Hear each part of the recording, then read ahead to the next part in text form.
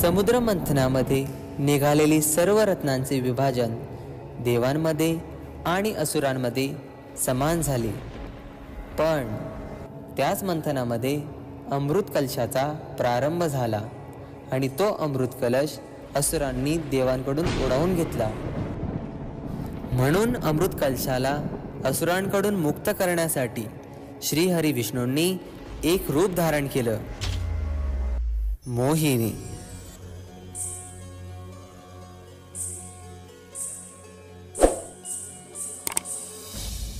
अरे, ही अप्सरा कोण आहे?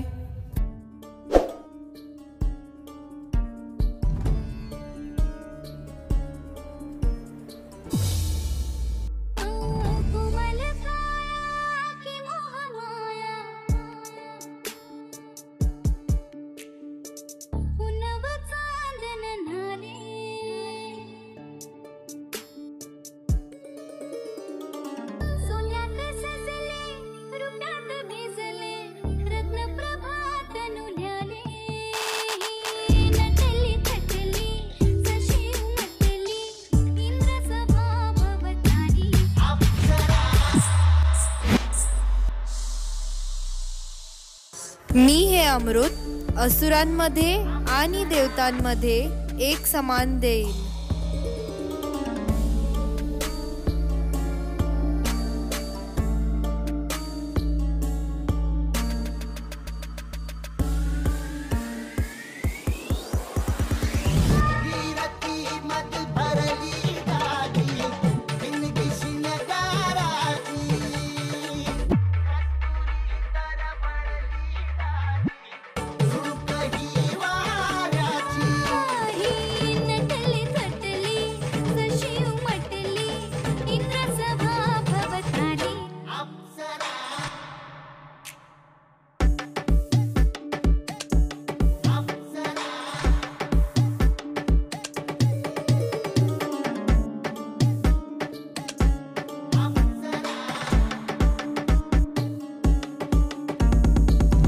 अरे, हा तर देवांच्या रूपात असुर राहू केतू आहे।